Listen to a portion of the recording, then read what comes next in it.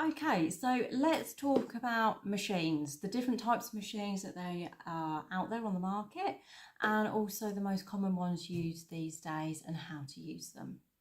So traditionally in tattooing, you may recognise the sound of a traditional coil machine, which is quite a loud vibration, and it would look something like this. So this is a coil machine. Now, as you can see, it is comprised of what are called coils, and that causes the vibration of the machine. Up here, we have what's called an armature bar, and this will hammer down, and the needle, which we will look at in the needle section, the needle will fit along here, coming down through your needle sleeve as well, and the vibrations of that are then what you're going to be using to tattoo your client. Now, you might also see that with these machines, we'll use an elastic band just to go around the body of the machine and to also hold the needle in place. Now, this is just to stop the needle from shaking too much and to give it a little bit more stability. But this is your coil machine. Now, again, traditionally, you've got your machines where they come in shaders, colour packers and liners. Now, this one here is a shader, and we can tell the difference because of where the armature bar is set. So with this armature bar, we have got a slightly longer amount before it hits, and that basically is the stroke of the machine and how hard and how far it's impacting and hitting when it comes to your needles. Now, alternatively, if we look here, this is our liner machine. Now you can see the setup here where you have your grip, you have got your needle sleeve as well. Now, these aren't disposable. However, you can buy disposable ones if you are using a traditional machine. I don't tend to use mine anymore, but this is what I started with.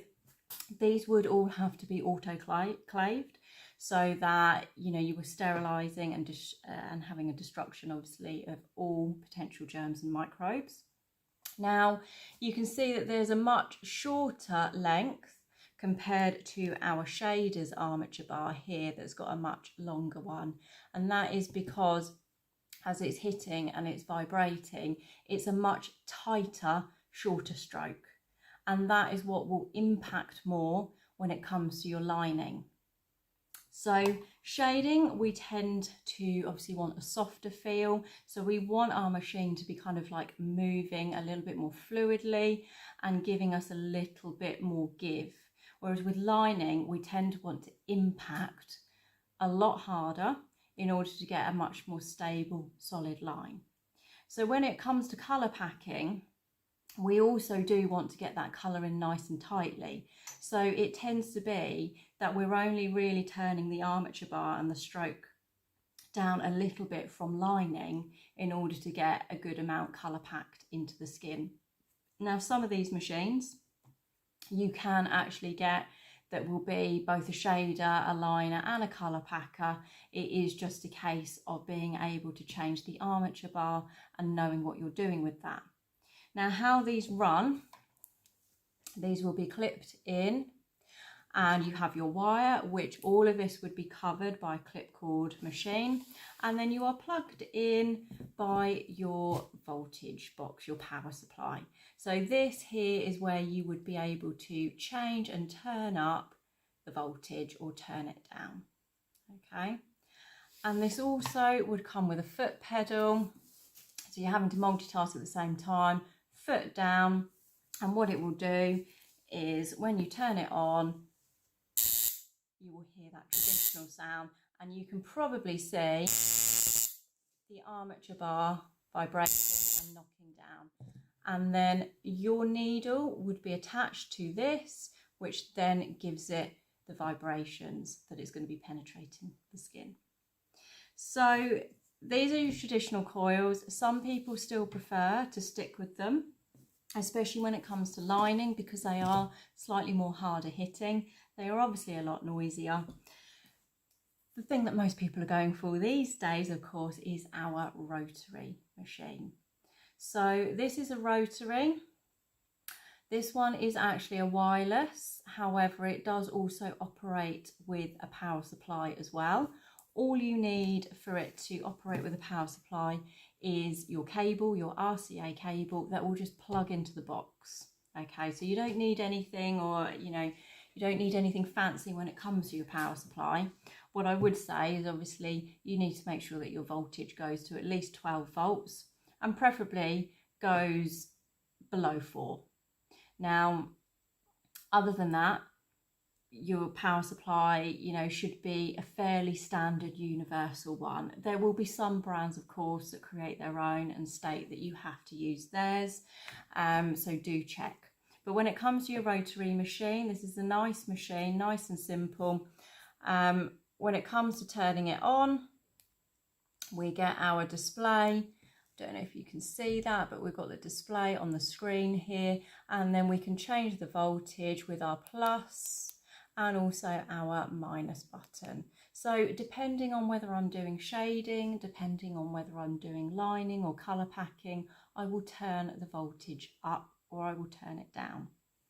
Now the nice thing about this particular machine, this is a Fold Pro, and Dragonhawk Masts have really excelled actually with their machines, because this is an affordable machine, but at the same time it really does do the job. Now the difference between that and the slightly cheaper Mast machines is that this, you have the option, I don't know if you can see here, you've got the numbers on this band, and that is the stroke or the throw of the machine. That is what we were looking at with the Coil machines and the armature bar. That is essentially what you are changing as to whether you want it to be more harder hitting or whether you want it to be slightly softer. So the higher the stroke, then you're going to be going much harder into the skin. Now, I would only say that you're going to go and use your higher ones for thicker lines and things like that.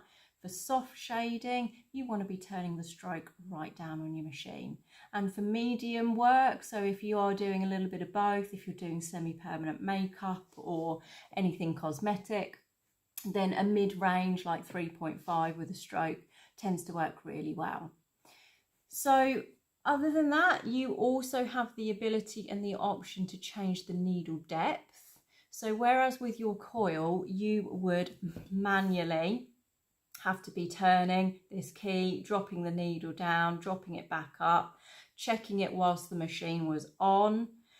With this, it's much more simple. It is a case of slotting your cartridge in and just twisting the end. So as you twist, you will see your cartridge needle coming out or retracting further back in. So these machines are much lighter to work with. You can probably hardly hear that, and even when I do turn the volts up, you can still probably hardly hear it, and the vibration is much less to work with. So it really is kinder to your wrists when working with such a machine, and obviously the newer ones, the more evolved ones, are even more ergonomic than the older ones. Okay, and I would say invest in a great machine, one that you're comfortable with. For me, the weight of this machine is great. I don't feel too much strain with it. Some people like a heavier machine. Other people, they like a much lighter, thinner machine. I would say the most important things to look at is, can you change the stroke of your machine? If not, what is it set to? And depending on what it's set to will depend on whether you need other machines to be able to do other techniques. For things like fine line tattoos, you are absolutely fine with a stroke of about 3.5 because you're not going to be doing solid, thick, huge lines, but you are going to be maybe doing a little bit of shading, stipple shading. You're going to be doing fine lines and working with bug pin needles. So that's absolutely fine. If you were doing bigger pieces like your neo-trad, much thicker lines, you're going to need a machine that its stroke will go up. You need to make sure that the voltage as well, like I say, I always look for a machine that can go to at least 12 volts and preferably below 4 when it comes to shading. You will never ever tend to use 12 volts. I don't recommend that personally, you know, as the way that I work, but at least you've got a good range there. And then you just need to make sure that, again, it's comfortable for you and it's comfortable for your style of working and how you want to be. I do prefer, as I think a lot of artists do, the fact that this is wireless and the battery itself, it just screws off like that. And then it also comes with a charging point, which you'd screw in here and you'd just charge it in with a USB cable. If in doubt though, I always have my power pack just in case this runs out, and you can also buy spare batteries as well. It's always a good thing to have a spare battery on hand. If you like having a cable, then you've also got that option with this. But there's plenty of machines out there on the market, ranging from thousands of pounds to a couple of hundred. This particular machine, the Fold Pro, this is ranging between 260, 280 currently in Great British pounds. Now, of course, the more models and makes that come out, I'm sure the price will drop. However, this is a decent machine and it has been tried and tested by some, you know, really good artists out there who like it and they can't fault it. So this is a great machine to start off with if you don't exactly have a budget for the thousands of pounds for particular machines out there. But do have a little look, have a little research. Places like Killer Ink, Barber DTS, all of these trusted, well-known suppliers I would go to and have a little look up at them.